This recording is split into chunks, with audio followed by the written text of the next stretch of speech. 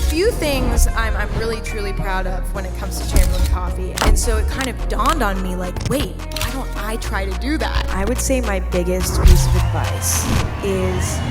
All right, we're in beautiful Bentonville, Arkansas. Got a Walmart speech tomorrow. Gonna be talking on a panel. Now, ladies and gentlemen, it's my pleasure to bring on stage the one, the only Emma Chamberlain. Thank you so much. Well, you know, the coffee thing started, I have so many fond memories with coffee. It started, I grew up near San Francisco, and there's a lot of good coffee there. And my parents have always been super into coffee, so I have all these good memories of, you know, going to coffee shops with my parents. Soon, you know, when I started to grow up and it was like, what's your dream job? Always wanted to do something in coffee. It wasn't something that I was actually gonna pursue though, because I was like always very, okay, well, I'll do that at some point, but I have to focus right now, you know? But then life took a very unexpected turn for me. Emma's a YouTuber now, you know? And then the opportunity presented itself again to do something with coffee. And so it started as a dream a long, long time ago. Just my love for coffee ended up being in my videos on YouTube so much to a point where I became known for it on accident completely. I was able to eventually pursue that dream kind of by coincidence. But I think that if you always keep in your heart the things that you really love and care about, they'll come back to you later. And I really feel like that's what happened to me with coffee. God, it's so fun. I mean, it's so fun because I love coffee, and now I get to drink it and taste it and talk about it all the time. Hello, like Hello. It's great. There's a few things I'm really truly proud of when it comes to Chamberlain Coffee. I think number one is I'm kind of picky about the way that my coffee tastes. And I have a very specific taste for coffee. I like it to be smooth and pleasant and like very particular. And so naturally, every blend that we put out fits that mold, you know? But on top of that, I'm really excited about innovating a little bit, and especially like we have cold brew bags, for example, and where it's like you throw it in the water, you put it in the fridge, and it's something that I'm so excited about that product. And so it's sort of like combining the old, mixing it with the new, and making something for truly everyone up to like the best standard that it could possibly be. And also I love branding too, like just branding anything, right? Like I love coming up with a story and, you know, creating an aesthetic and all of that.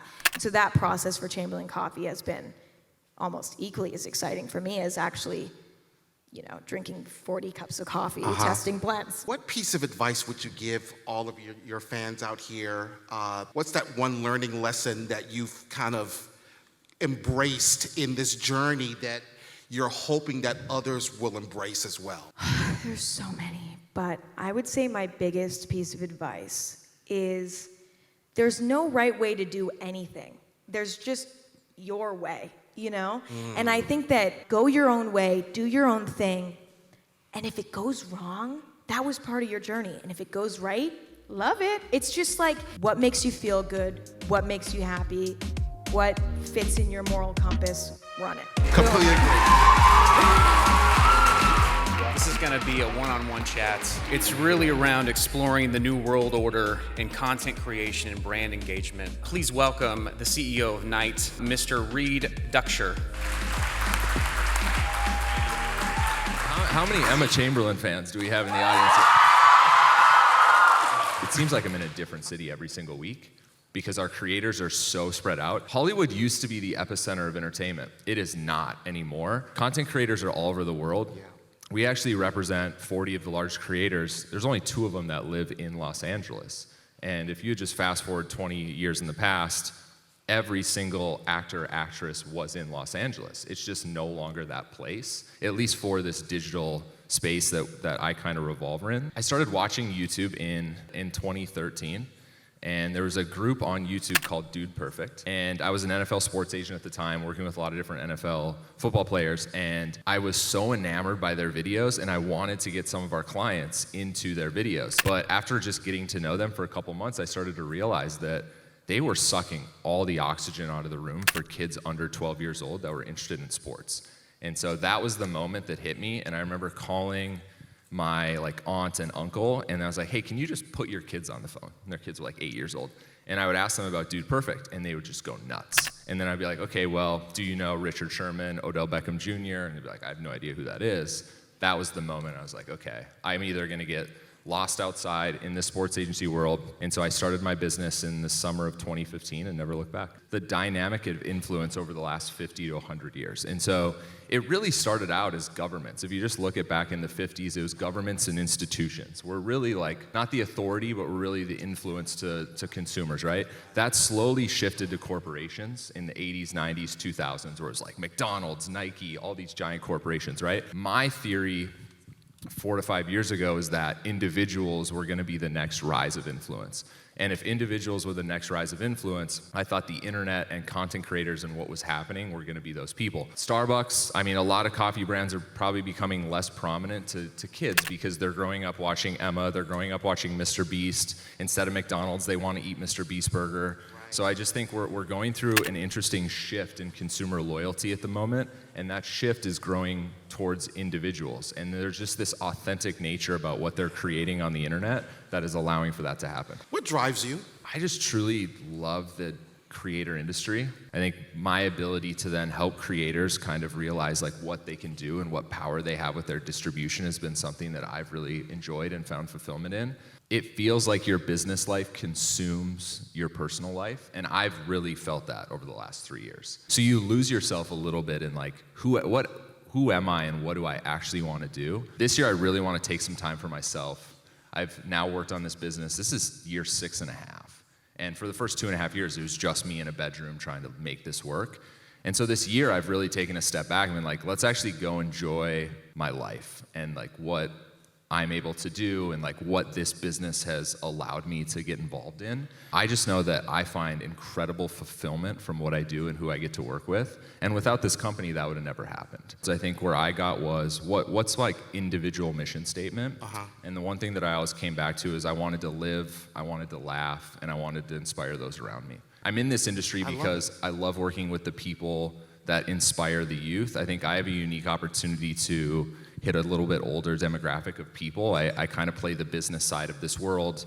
A lot of the people that follow me on social media aren't 12. They're more in their like late 20s, early 30s. And so for me, that's the one thing I've always went with. But I'm fully like defining that, continuing to go into the future.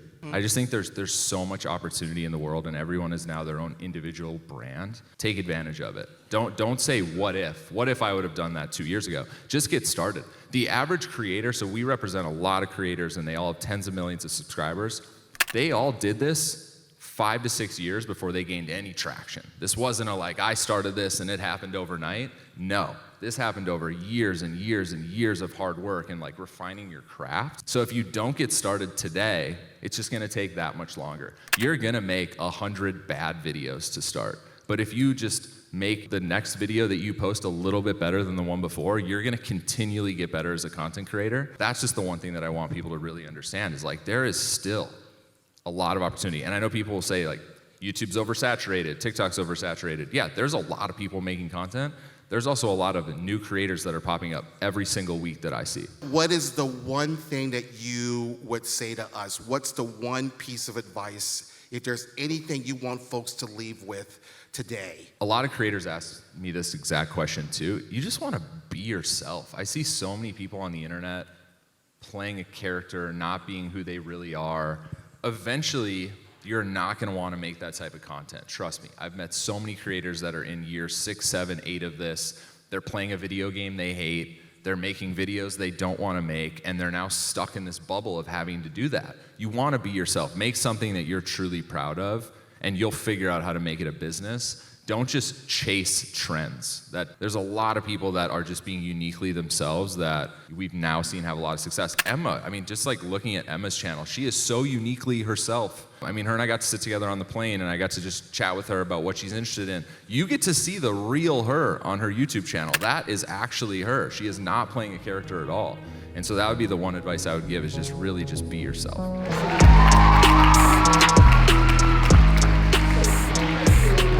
Talking to so many creators about YouTube Shorts recently, and if like you should put it on your main channel. We're almost like running a experiment in real time.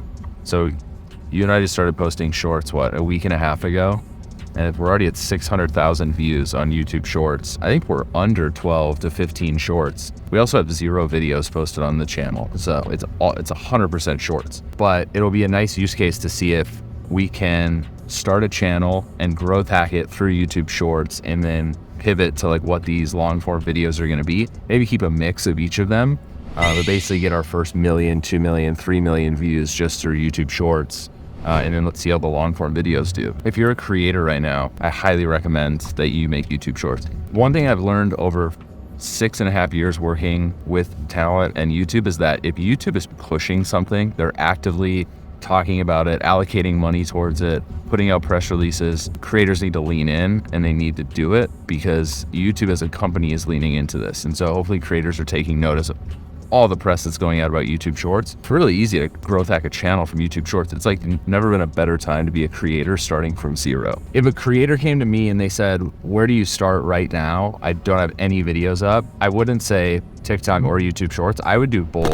It's weird. I haven't heard a single person talk about it. This is the first time where content can actually go viral on every single platform. And you don't have to film a video for Facebook, film a 12-minute video for YouTube, film a sub 60-second video for TikTok, write a tweet for Twitter, and post this on Reddit. You can just do the same thing on every platform. I think ultimately the end goal is to be on YouTube though.